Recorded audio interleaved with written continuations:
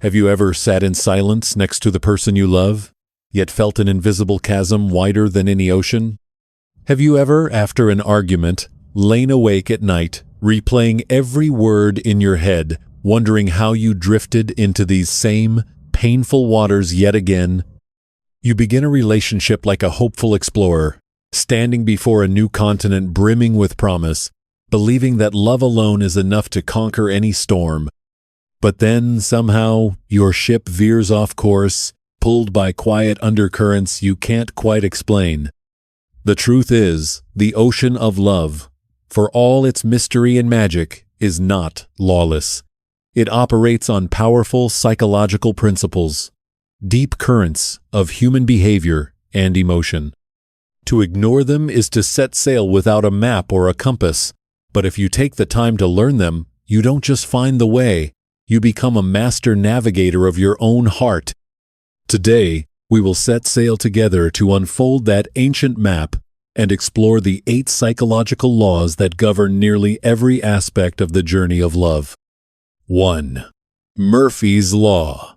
Whatever you fear most, you are most likely to create. Murphy's Law, in daily life, is often a humorous take on things going wrong.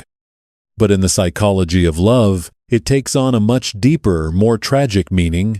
Your fear is a self-fulfilling prophecy. Let's return to the ship of our sailors, Alex and Clara. Initially, their sky is clear. But within Alex, a storm cloud is always brewing, a deep-seated fear of abandonment, a legacy of past wounds. One evening, he sees Clara smile at a text message. Instantly, a cold knot tightens in his stomach, his heart quickens, the storm inside him rises long before any cloud appears on the horizon. He doesn't ask, "What's so funny?" Instead, a different question escapes, sharper than he intended. "Who's texting you?" The smile vanishes from Clara's face. She feels interrogated, distrusted. She answers defensively. Alex sees that defensiveness and interprets it as proof that something is wrong. And so, he tightens his grip on the ship's wheel. He checks her phone. He questions her friends. He demands constant reassurance. He does all of this in the name of love and safety. But Clara doesn't feel safe. She feels imprisoned. She starts to need space. She starts to keep her thoughts to herself, afraid they will be judged. She starts to pull away. And then, the very thing Alex feared most comes to pass. That distance which he created becomes the reason for him to say, "See, I knew it.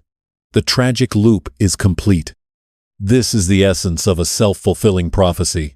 Fear is not a passive emotion. It is an active energy. It changes our behavior. The fear of betrayal makes us jealous. The fear of being left makes us controlling. These behaviors, instead of pulling our partner closer, push them away, thereby confirming that our initial fear was correct. So, how do you break this cycle? The key is not to suppress the fear, but to learn to sit with it. When the insecurity rises, acknowledge it. "Ah, there is my fear," speaking again. Instead of acting on it immediately, practice self-soothing. Breathe deeply. Tell yourself that a feeling is just a feeling, not a fact. And most importantly, learn to communicate from the feeling itself, not from the accusation. Instead of asking, "Who are you talking to?" try saying, "When I see you smile at your phone and I'm not in on the joke, it triggers my insecurity, and I feel a little scared of being left out. Can you share with me?" This turns a potential confrontation into an invitation for connection. It is the first step in taking back control not of your partner, but of your reactions. 2. The Hedgehog's Dilemma. Lasting love requires a perfect distance. After learning to manage their internal storms, Alex and Clara face a new challenge, one that comes from the simple fact of their daily closeness. This is the Hedgehog's Dilemma. The ancient parable from philosopher Schopenhauer tells of 2 cold hedgehogs. They draw close to each other for warmth, but their sharp quills hurt one another. They move apart, and the cold returns. After much shuffling, they finally find an ideal distance where they are close enough to feel each other's warmth, but far enough not to be wounded by their spines. Love is the constant search for that hedgehog distance. Alex, after his insecurities, now craves constant connection as a form of reassurance. After work, he wants to sit down and debrief every detail of their day. But Clara, who is more introverted, needs 30 minutes of quiet solitude to recharge her battery after a long day of social interaction. When Alex constantly asks, "How was your day?"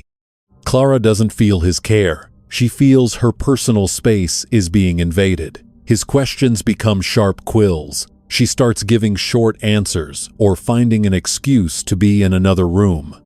Alex feels rejected, abandoned. He feels the cold, so he tries to move closer, which only makes Clara retreat further. Conversely, when they are upset with each other, they retreat to opposite ends of the ship, the house, creating a distance that is too vast. The silence is no longer about private space. It becomes a cold, punishing weapon. The cold of that loneliness is even more painful than the quills. This law shows us that different personal needs are natural. They are not a sign of fading love. Some people recharge through interaction, extroverts, while others need solitude, introverts. Some show love through words, others through acts of service. When we fail to recognize these differences, we interpret our partner's needs as a personal attack or rejection. The solution here is to negotiate space. It requires understanding and clear communication. Clara can learn to say, "I would love to hear about your day, but can I please have 20 minutes of quiet to let my mind rest first? Then I'll be all yours." Alex can learn to respect that need and understand that it's not a rejection of his love, but Clara's way of taking care of herself so she can be a better partner to him. Together, create rules about space, about time, time apart. True love isn't about two people melting into one. It's about two whole individuals sharing a journey, respecting the distance needed for both to thrive. 3. The broken windows theory. Great collapses begin with small neglects. Once Alex and Clara found their rhythm of closeness and distance, another danger crept onto their ship. A quieter and more insidious enemy, carelessness. One morning, Alex forgot to take out the trash as he'd promised. Clara felt annoyed but let it slide. A week later, Clara was 15 minutes late for a date without calling. Alex was irritated but said nothing. These were the first broken windows. The broken windows theory from criminology posits that if a single broken window in a building is left unrepaired, it sends an implicit message: no one cares about this place. Soon, other windows will be smashed, graffiti will appear, and the entire neighborhood will decline. In a relationship, this is painfully true. Every forgotten promise, every late arrival without an apology, every sarcastic remark disguised as just a joke, every time a partner needs to be heard but we are glued to our phone. These are all ignored broken windows. When you let these things go, you are not just forgiving a small mistake. You are unconsciously lowering the standard of your relationship. You are silently saying, carelessness is acceptable here. Respect is not a top priority. And your partner, consciously or unconsciously, learns this. Next time, they will forget a more important promise. They will be later. The sarcastic remark will have more bite. Psychologist John Gottman, after decades of research, identified the 4 horsemen of the apocalypse that signal the end of a relationship: criticism, contempt, defensiveness, and stonewalling. Broken windows are often the first signs of criticism and contempt. Contempt, according to Gottman, is the single greatest predictor of divorce. It begins with eye-rolling, sneering, and the dismissal of a partner's feelings. So, how do you repair these windows before the whole ship rots? Practice routine maintenance. Don't let small annoyances build up. Choose a calm moment to talk using the soft startup technique. Instead of saying, "You never keep your promises," try, "I felt sad and unimportant when you forgot your promise this morning. It meant something to me." This shifts from a personal attack, criticism, to sharing your feelings and needs. Remember, the ship of love does not run on its own. It needs to be cleaned, repaired, and cared for every single day.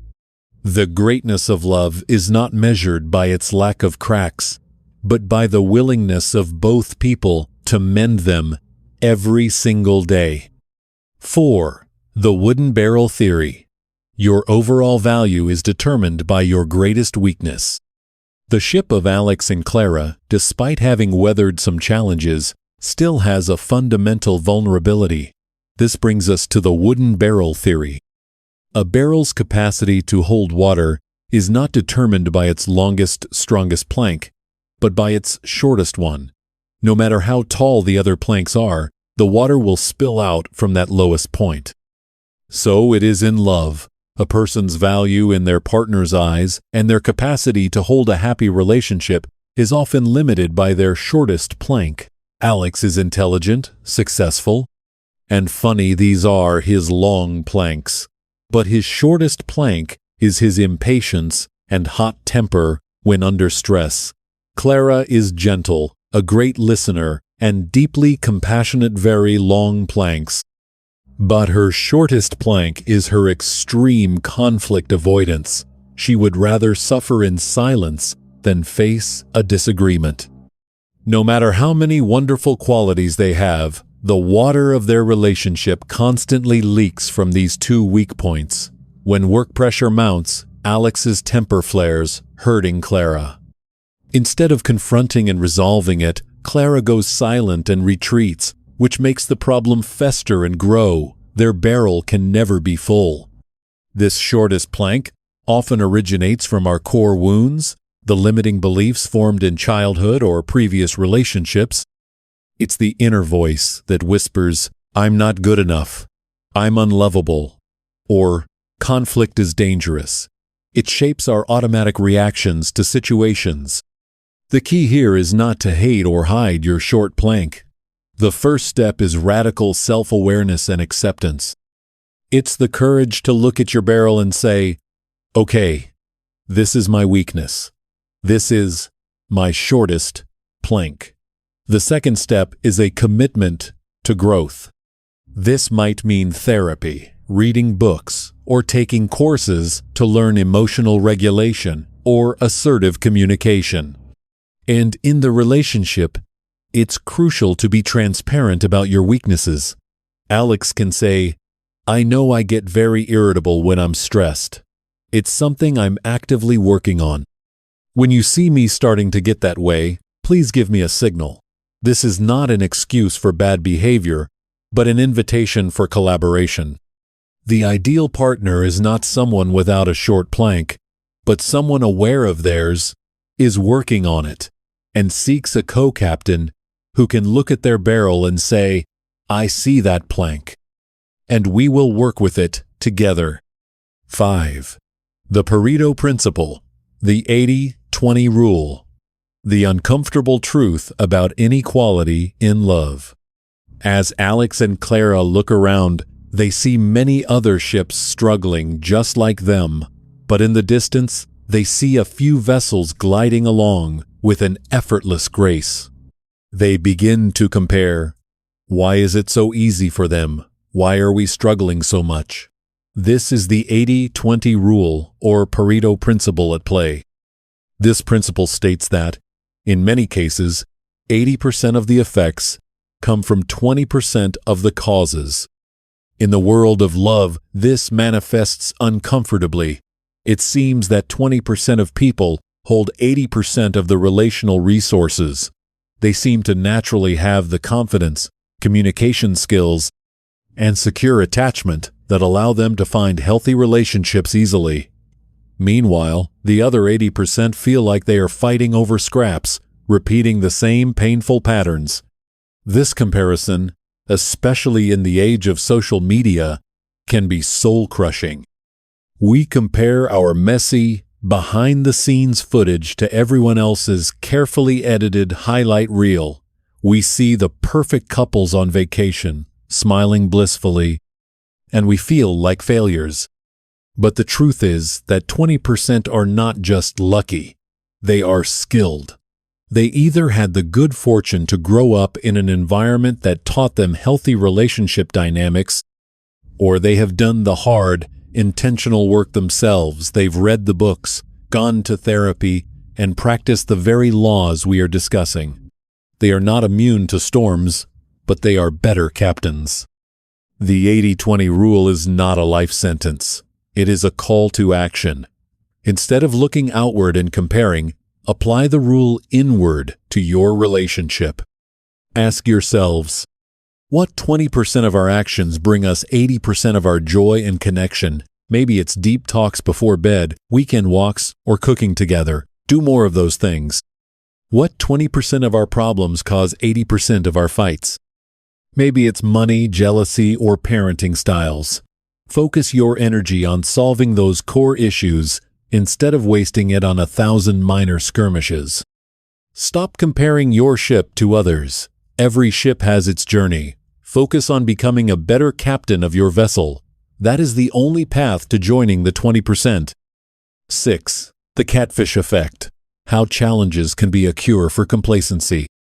The journey of Alex and Clara had become flat, even a bit boring. They were used to each other's rhythms, but that familiarity had bred complacency. They had stopped trying. Their ship was simply drifting. Then, a real storm hit. Not a storm in Alex's mind, but an external crisis. Clara lost her job. They were both terrified. Their financial future felt uncertain. But a strange thing happened. This was their catfish effect. Fishermen discovered that sardines would become lethargic and die in transport tanks. But if they put a single catfish, a natural predator, in the tank, the sardines had to stay constantly active and alert to survive, and as a result, they arrived healthier.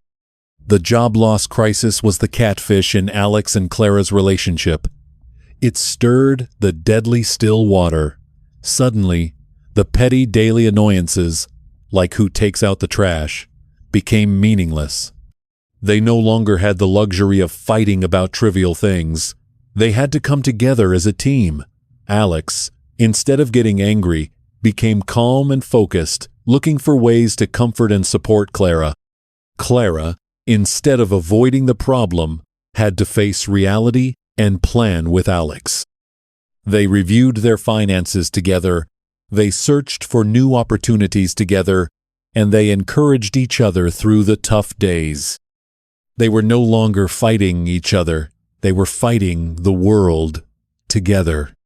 This external storm, as scary as it was, forced them to lean on each other, to communicate clearly, to trust each other completely. When Clara finally found a new job, they didn't just go back to normal. Their relationship had been forged into something stronger. They had a comradeship, a bond tempered by shared hardship. A relationship doesn't die from storms, it dies from boredom. An external challenge can be a bitter but necessary medicine. It reminds us why we need each other, it forces us to cooperate, and it creates shared memories of resilience. So do not fear the catfish. They may be the very thing that keeps your love alive and strong. 7. The boiling frog phenomenon. The unnoticed death from 1,000 small cuts. The greatest danger often comes not in the roar of the storm, but in the silence of the water slowly warming. This is the boiling frog phenomenon, a terrifying metaphor for gradual decay. If you drop a frog into a pot of boiling water, it will immediately jump out. But if you place it in a pot of cool water and heat it slowly, the frog won't perceive the incremental change. It will feel pleasant, then warm, then hot, And by the time it realizes it's being boiled alive, it will be too late to jump. This is how most relationships end. Not with a big bang, but with a long, slow sizzle over many years. After the job crisis, Alex and Clara felt connected, but then they relaxed into comfort. They thought they were safe, and that's when the temperature began to rise degree by degree.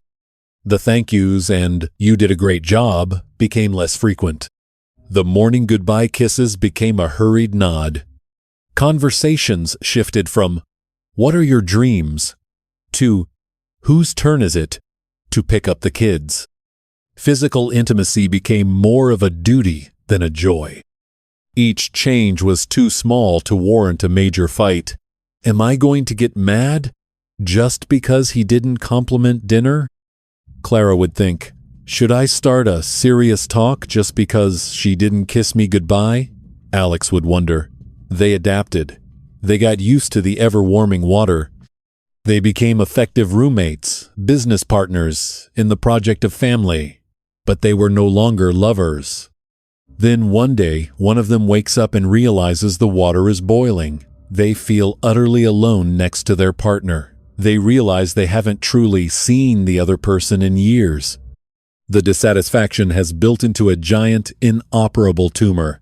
When one person finally asks for a divorce, the other is often shocked.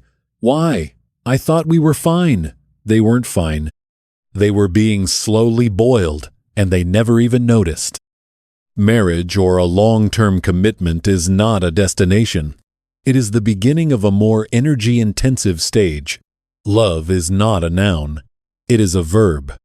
It needs to be watered, cultivated, and protected from indifference every single day. Check the temperature regularly. Create novel habits. Make time for a real, quality connection with no phones, no TV, just the two of you. Don't let the frog in, you get boiled. 8. The alligator principle. Letting go is not failure. It is ultimate courage. The ship of Alex and Clara is now rotten. The broken windows have become massive holes. The shortest plank has snapped. The water is boiling. They have tried. They have gone to therapy. But some wounds have become incurable. The ship is sinking. This is the final, most painful lesson. The alligator principle. If an alligator bites your leg, your instinct is to use your hands to pry its jaws open. But the alligator will simply bite your hands too. The more you struggle, the more you will be consumed. In that situation, the only choice for survival, however brutal, is to sacrifice a part of yourself. In love, the alligator is a relationship that has become toxic or is emotionally dead. Your leg is everything you have invested: time, memories, hopes, love, and your youth. The thought of giving all that up, of admitting it's a sunk cost, is unbearable. This is the psychological trap of the sunk cost fallacy. Because we mourn what we've already spent, we keep investing more into a guaranteed failure. We offer our hands, our arms, and our lives to the alligator. We stay, hoping for a miracle. We forgive the 10th betrayal. We endure the daily disrespect. We lie to ourselves that things will get better, that she will change. But a toxic relationship continues to hurt you because you continue to permit it to. The decision to let go is one of the bravest acts a human can perform. It requires accepting a brutal truth. This ship cannot be saved. I cannot save it. I can only save myself. It requires you to shift the question from, how can I save this relationship? To, what is it costing me to stay here every day? The cost could be your peace, your self-esteem, your mental, and even your physical health. Letting go is not a sign of weakness or failure. It is an act of ultimate self-compassion and self-respect. It is the wisdom of the sailor, knowing when to leave the sinking ship and get in the lifeboat, even if you have to row to shore alone. And what of that new shore? What is the point of all this if it ends in pain? The point is the wisdom you have gained. The point is the map of your own heart, which is now charted in greater detail by your own experiences and tears. The purpose of understanding these 8 laws is not to make you cynical about love. It is to empower you. It is to give you a name for the invisible currents that once tossed you around so you can finally see them and navigate them. You learn that love is not about finding a perfect, storm-proof ship. It is the journey of becoming a master sailor. Every past relationship, good or bad, teaches you a lesson, adds a new detail to your map. The next time you set sail, and you will set sail, you will do so not with blind naivety, but with hard-earned wisdom. You will know how to choose a co-captain, how to mend your sails, how to read the sky, and you will have the courage to face the storms, as well as the wisdom to know when to seek a new harbor. And that is the strongest foundation upon which a truly lasting love can finally be built. A love based not on luck, but on understanding and courage.